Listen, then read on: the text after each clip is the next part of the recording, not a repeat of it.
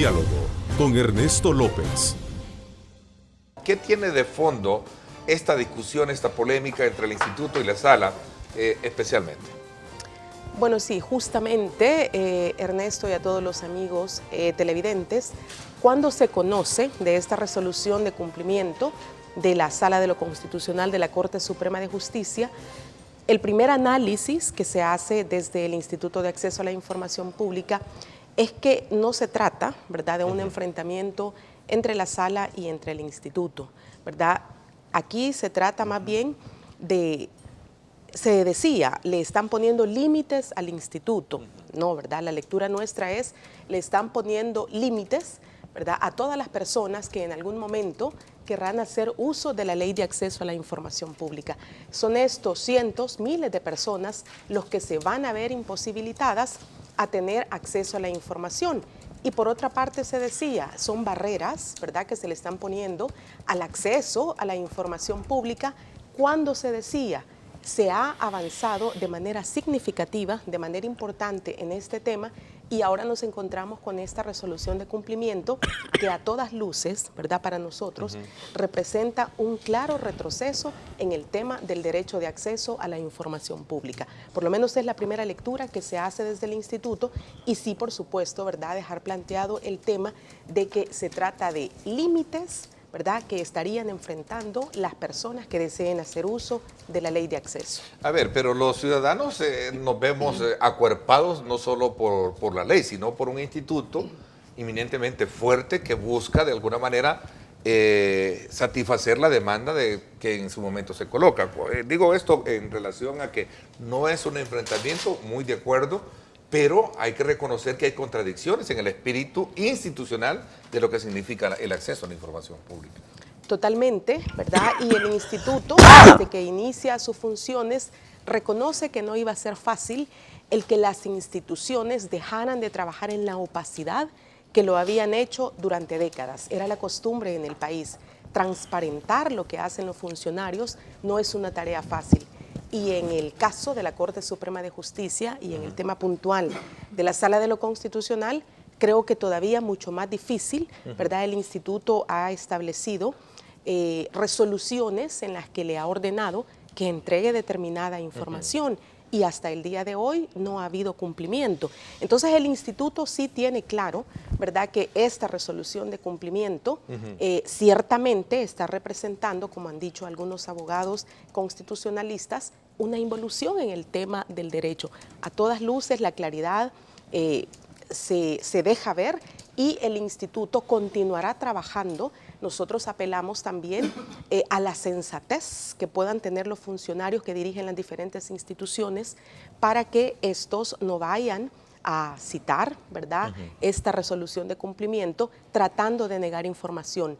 Cuando el presidente Funes pretendió incluir ciertas restricciones y además incluir conceptos que daban una amplitud para que el funcionario de manera discrecional pudiera negar información, argumentando seguridad política, por ejemplo, la sala estableció con mucha precisión un criterio, Ernesto, y te lo leo, que el acceso a información pública puede estar sometido a ciertas excepciones, ya que existen objetivos estatales legítimos que podrían verse perjudicados.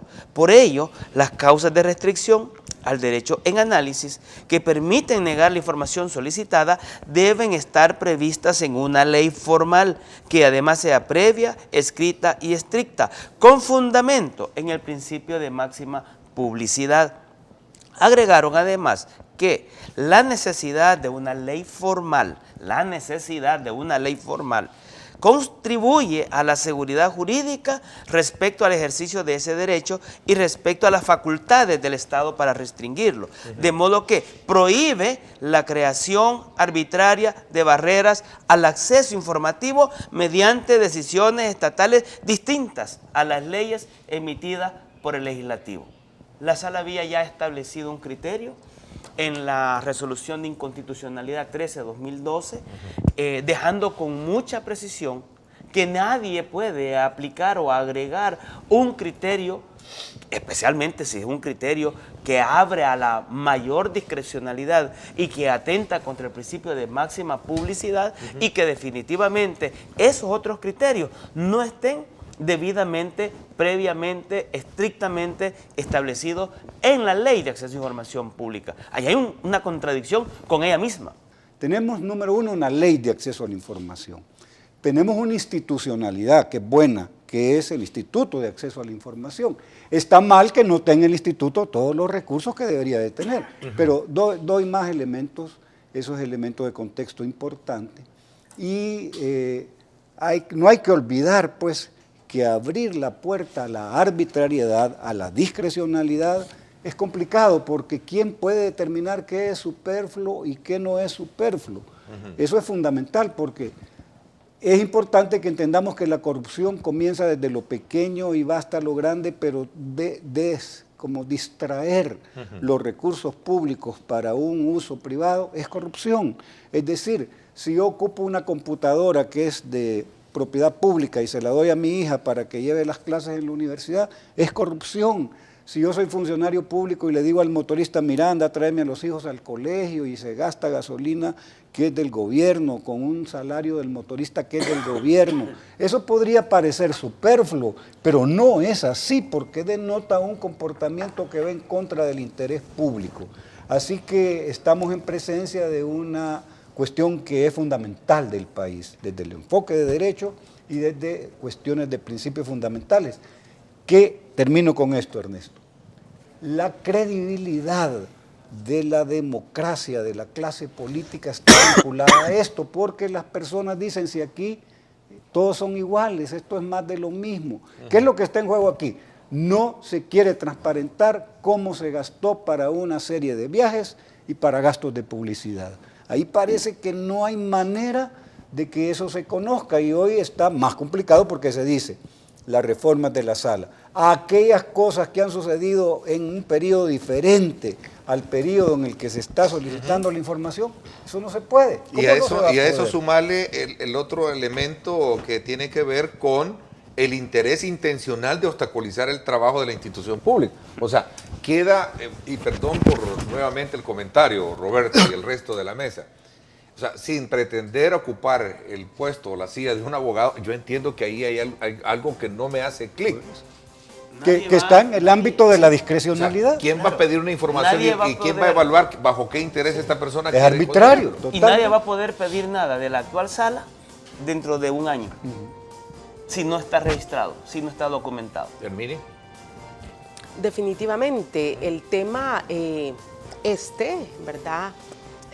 Cómo calificamos y quién es el que va a calificar. Ya los estándares internacionales, ¿verdad?, nos establecen que al momento que se solicita información no debe sustentarse cuál es el interés o la motivación que tiene el peticionario. Entonces, a todas luces, el retroceso es obvio, y como usted lo plantea, no se necesita ser abogado para entender que tras esta resolución de cumplimiento hay algo que va más allá, y no quisiéramos pensar que se trata de un blindaje de funcionarios que están por terminar periodos. No quisiéramos pensar que se trata de eso, pero pueden ser muchas lecturas las que se pueden hacer de esta resolución de cumplimiento. Y hay que hacer una aclaración, en esta mesa no hay abogados. Además. Sí, la verdad que sí, porque el derecho de acceso a información Corriente no es un asunto de abogados, es un eso. asunto del derecho de las personas en general para conocer cómo se administran los bienes, cómo se gestionan los bienes, los recursos del Estado. Ojo, y la ley dice, es para fortalecer la participación de la ciudadanía en el control de la gestión y de la función pública. Habla de las dos cosas, es decir, que nosotros a través del derecho de acceso a información podemos conocer cómo se administran los bienes del Estado, pero cómo se cumplen las funciones por parte de los funcionarios. Y los funcionarios deben de entender, Ramón, que el dinero que están administrando no es de ellos, y que tienen la obligación de dar cuentas, de rendir cuentas. Y ahí están los 4 pilares que sustentan esto. Primero, la transparencia. Todo debe estar en vitrina. Las cosas públicas, los viajes, los viáticos, los salarios, quiénes son los que están en la planilla, todo eso debe saberse. A quien se le ha solicitado por parte de un ciudadano, que está ocurriendo en la práctica, no estoy inventando, yo vengo a solicitar cuál es la medicina que está disponible en esta unidad. Al doctor director de la unidad de salud le puede parecer que eso es superfluo y que eso no denota ningún interés público. Entonces, a partir de eso, puede negar esta información. Pero para negar lo mismo, ¿verdad?, que la sala ha manifestado y que ya uno de los magistrados habría explicado, por ejemplo, superfluo, puede ser la compra de lápices o de bolígrafos. Sí. Ajá, pero dígame usted, ¿cuántos cientos usted compra en promedio y qué cantidad de dinero se invierte? O muchas instituciones que, por ejemplo, compran cantidades importantes de bebidas alcohólicas, pines, chocolates. Puede ser superfluo, sí, pero ¿cuánto de dinero público se ha invertido en esta compra? Entonces, claro, ¿quién va a determinar lo superfluo o no? Y justamente para el combate a la corrupción, y como ya se planteaba en esta mesa, se empieza con lo pequeño. Es decir, ¿verdad?, esta compra de lápices o bolígrafos se puede estar haciendo a X o Y proveedor. Entonces, si el ciudadano solicita conocer de qué forma se está haciendo, ¿por qué esto va a ser calificado como superfluo? Claro. Cuando justamente, y reitero, el dinero que se utiliza para hacer esa compra que puede considerarse superflua es justamente dinero público. Claro, una papaya, un chocolate. Es independiente el monto, es independiente es que es independiente del monto y del producto. Para cualquiera puede ser superfluo, pero para una persona allá en la comunidad, en el cantón, que vive en una condición de pobreza, cualquier gasto que represente $2, $5, puede tener una significación de vida totalmente distinta. Entonces, el criterio de que sea superfluo algo... una compra superflua, lapicero. Pero sí, ¿cuántos lapiceros pero el compras problema para es, a ver, ¿por qué un razón, órgano ejecutivo, por por qué razón ¿cuántos pines compras para un órgano legislativo? ¿Y por qué razón esta institución está comprando 50 lápices y por qué no hace una compra de 1000 mejor de una vez? ¿Por qué va comprando por poquito? Y es que en ningún escenario se justifica, ni en un escenario de abundancia de recursos, ni mucho menos en el mundo en el que vive la gestión pública en el país, donde la escasez es lo dominante. Entonces, un buen administrador es que tiene pocos recursos, muchas necesidades y tiene que ver cómo adecua esa limitada cantidad de recursos para satisfacer necesidades que son ilimitadas. Entonces, ¿a cuenta de qué? ¿Quién va a determinar qué es superfluo? Todo es importante porque se maneja, podría ser superfluo si yo lo ocupo con dinero mío. Entonces, no importa cómo lo gaste, pero cuando yo estoy administrando fondos públicos no se vale. Ese es el punto. ¿Qué es serio y qué no es serio? Todo es serio en la administración pública. A ver, yo no entendí de dónde viene, de dónde puede venir esta respuesta. ¿Alguien pidió que la sala en lo particular entregara alguna información sobre haciendo énfasis en este tipo de compras? En chocolates que aparecían en la lista de compras del magistrado. Eso es lo que preguntaba Herminia. Sí, o sea, ¿hay algo en específico que dijeron, no, esto porque es superfluo? Sí. Sí, pidieron lista de las compras y aparecían unos chocolates. Entonces, obviamente las redes sociales se utilizan a veces de mala manera y este tipo de cosas no se administra de forma apropiada, pero sin embargo es una información que debe de darse a conocer. Si tú estás comprando cosas de carácter personal con dinero público, aun cuando sea la menor cantidad, tenés que hacerlo público. Así Simple. es, o sea, el símil de problema, chocolate en chocolate. Sí, claro, el problema es, para mí, no solo los criterios, es que el problema de fondo, Ernesto, es que la sala dice, no se le puede atribuir carácter público, número uno, no se le puede atribuir carácter público. Por ende, no se incluye dentro del ámbito de protección del instituto. O sea que le está queriendo quitar las atribuciones del instituto. Ya el presidente Funes en su momento le quiso quitar atribuciones al instituto y no lo pudo. Y la sala, mediante este mecanismo, quiere quitarle una atribución porque el instituto es la única entidad que tiene la capacidad y la facultad para determinar la reserva de una información o declarar qué información debe de ser entregada y qué no puede ser entregada. No hay otro ente más allá que el instituto. Y no puede venir la sala ahora con esto a decir que esa información queda fuera del ámbito de protección. Mira, y lo último, y lo último que agrega es no debiendo ser atendida por la institución receptora. O sea, tres cosas. Ahí, mira, sin pretender también, y me corresponde colocarme en el plano también del papel, asumiendo el papel del ausente. Pero, vaya, cualquiera puede decir, sí, de chocolate en chocolate se puede quedar cualquier funcionario endulzado. Pero, o sea, siento que también bajo qué lógica y bajo qué interés nacional existe esa dimensión de querer conocer cuánto se gastó en un chocolate, por ejemplo. Porque son bienes públicos y se financian con dinero de todos. Ahí está el problema.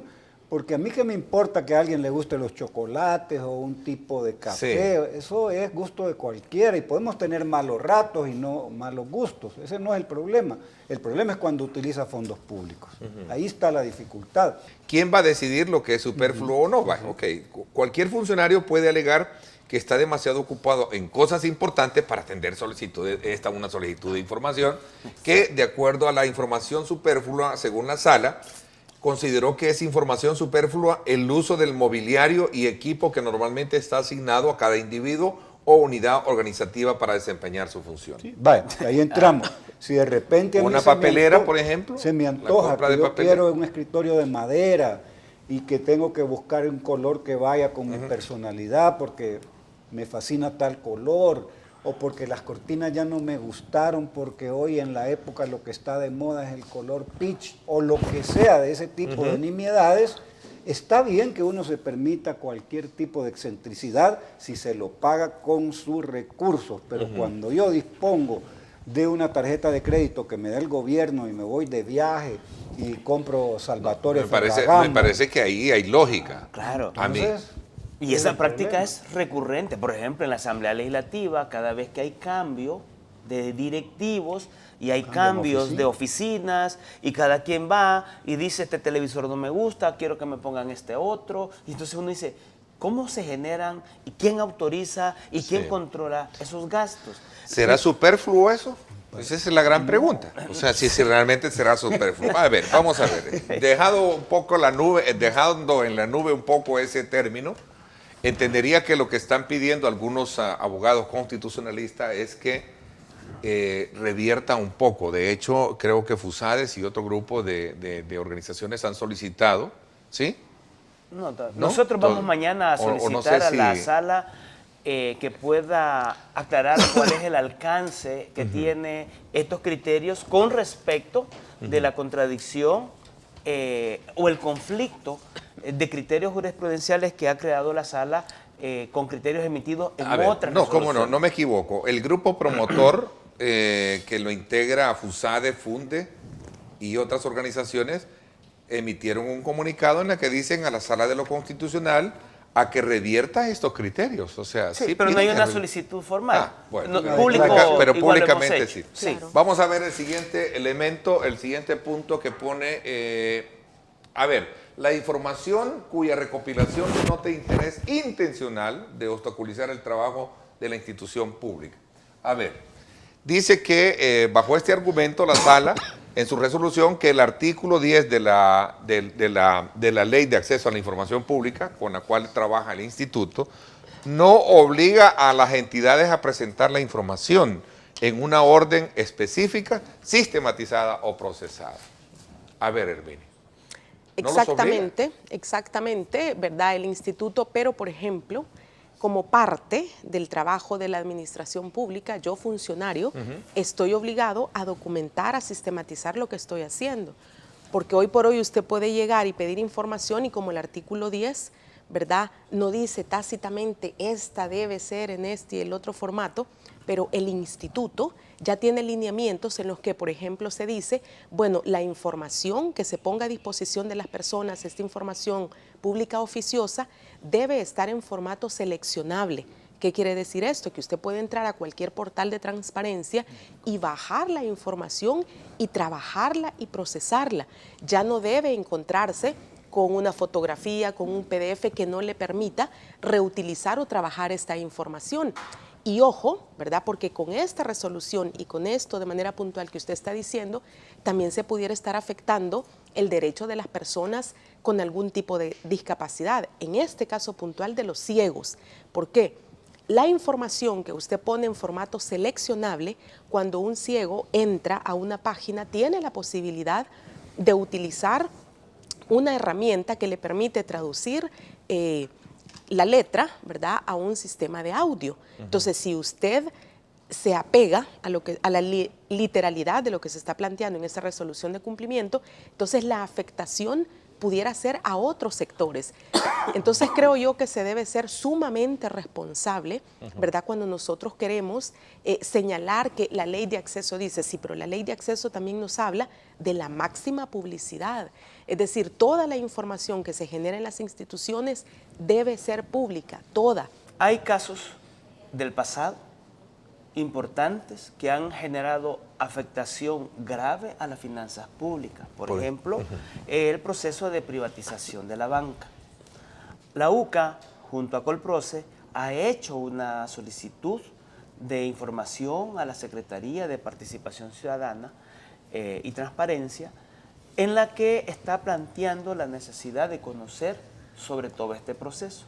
Obviamente, ordenar esa información, buscar esa información, generar esa información, puede implicar no los 10 días, ni los 20 días que la ley establece, puede implicar mucho más tiempo, pero la entidad pública está en la obligación de ir a la búsqueda y a la reconstrucción de toda esa información, porque como aquí muy bien lo ha dicho la comisionada Herminia, aquí también hay un derecho no solo de acceso a información, sino el derecho de conocer la verdad, qué es lo que ocurrió con ese proceso.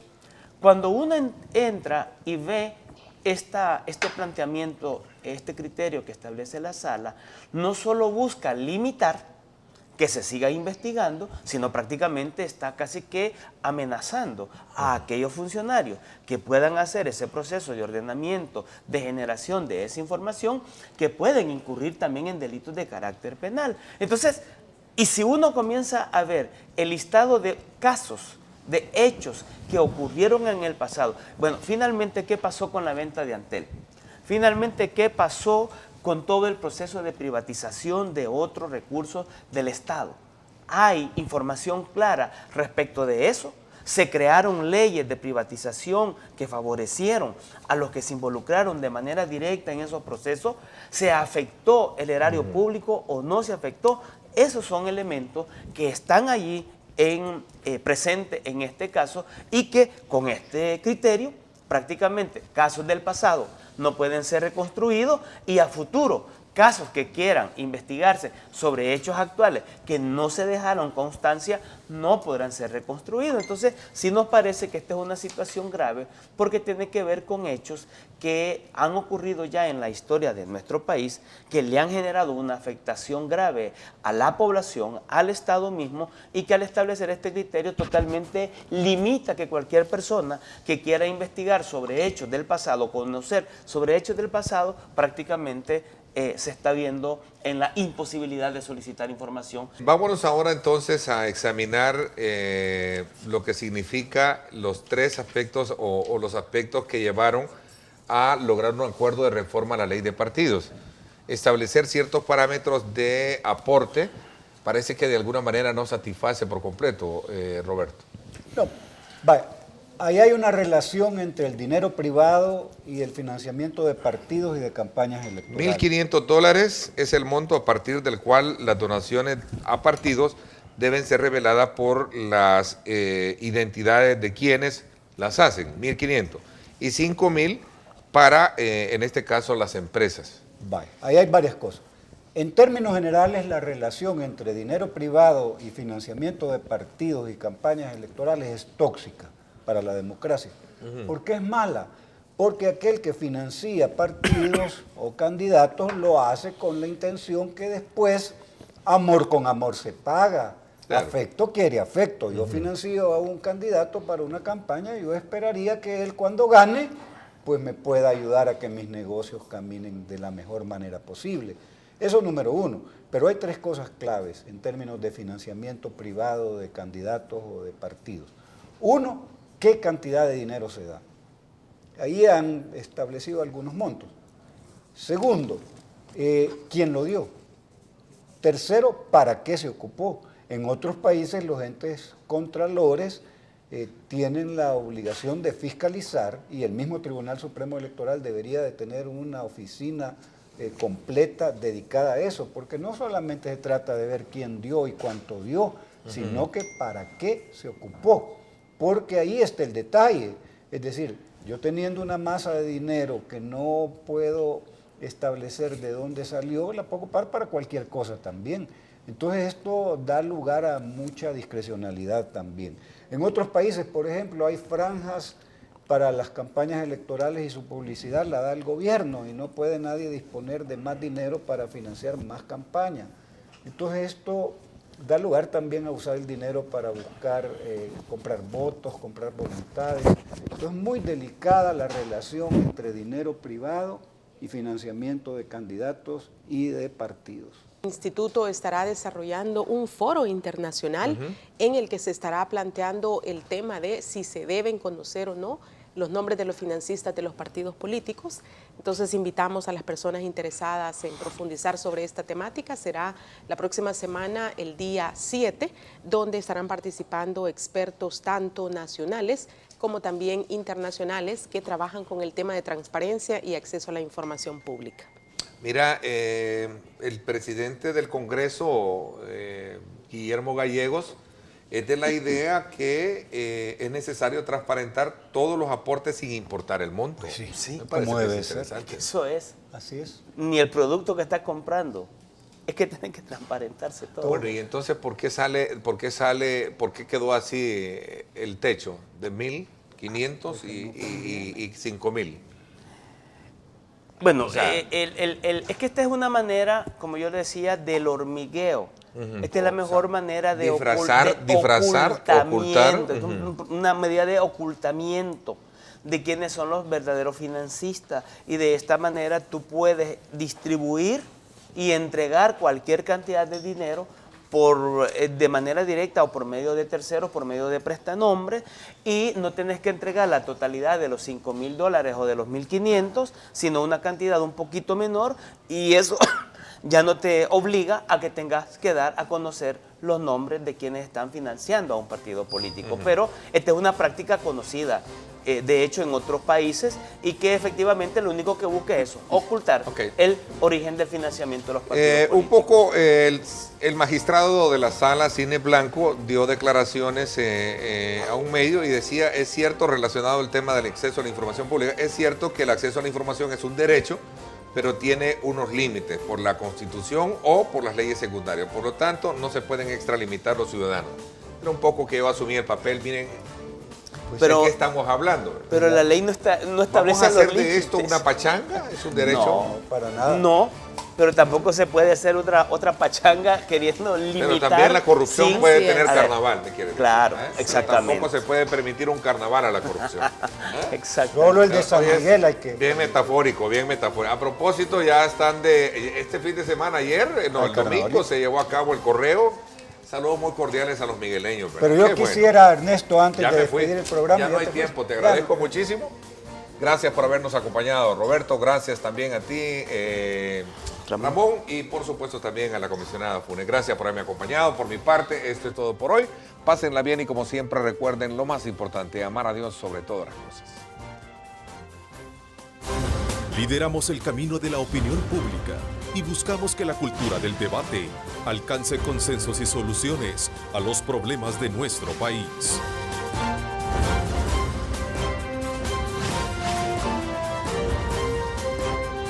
Diálogo con Ernesto López.